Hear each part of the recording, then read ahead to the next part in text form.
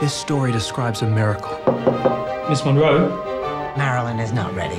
Excuse my horrible face. A few days in my life when a dream came true. Are you frightened of me, Colin? No. Good, because I like you. Colin, is everything okay? Miss Monroe had some large packages she needed handled. What is Marilyn doing with my third assistant? Surprise! Get backing! Colin! I have something in my eye. I can't see anything. Be careful not to get in too deep, son. I came across the project. I was actually in New York doing a play, and I was sent the script. I had studied art history at university, so I knew a bit about Kenneth Clark, who was Colin Clark's dad. So I'd heard about that sort of background, and so that kind of spiked my curiosity, I suppose.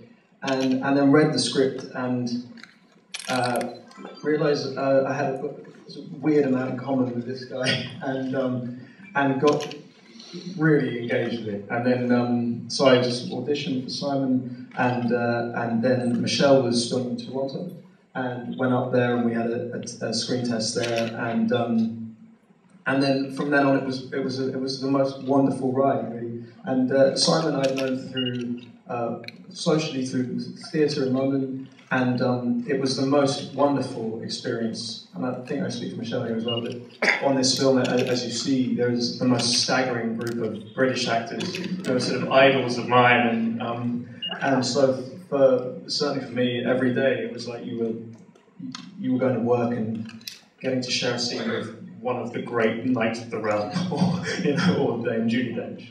And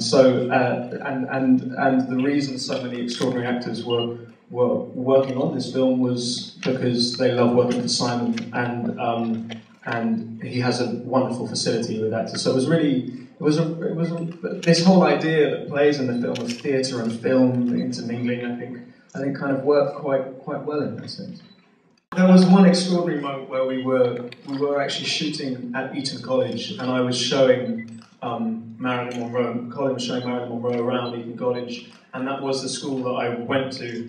And so we were doing this scene, and Harvey was there, and Michelle was there, and there were all these schoolboys who were playing the parts, and my old head of drama was there, so stood outside.